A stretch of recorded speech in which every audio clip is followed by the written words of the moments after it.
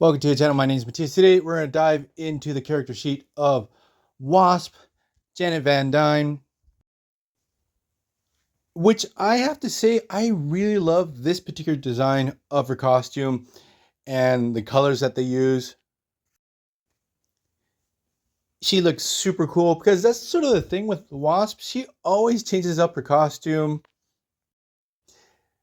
And one super stupid observation, like I don't want to come off as a comic book weirdo, but they drew her with one of the best butts in comic book history on this character sheet. Now, that aside, let's get into her powers and abilities. So, her intelligence is above normal. Her strength in normal size is athlete. Now, on the character sheet, it establishes how small she can shrink to. So, here it's an inch. I know modern Wasp can shrink down much more. The thing is that when she is 1 inch tall, her strength becomes enhanced human.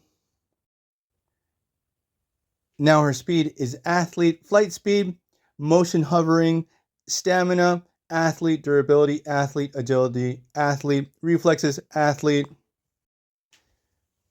For fighting skills, it establishes that she has basic hand-to-hand combat skills. She was trained by Captain America. Then for superhuman physical powers, they changed things up. They lied to me on this character sheet. They said she can only shrink down to an inch, and here they say she can shrink down to half an inch. Also, she has the ability to project bioelectric energy bolts from her hands. Now, for superhuman mental abilities, Janet, when she shrinks down, like two little antennae come out of her forehead. And this allows her to communicate telepathically with insects. I like the fact that the character sheet adds that she almost never uses this ability. Also, one thing that the character sheet forgets to mention is the fact that Wasp has wings, especially when she shrinks down. So that's why she's able to fly in the first place. Now, that aside, let's get into her first appearance, which was in Tales to Astonish, issue 44, where she gains all these superpowers previously mentioned, and she becomes Hank Pym's partner. Then in Avengers issue 1, she is a founding member of the team, and they battle against Loki. Then in Avengers 16 with Hank Pym, they decide to leave the team for a brief time.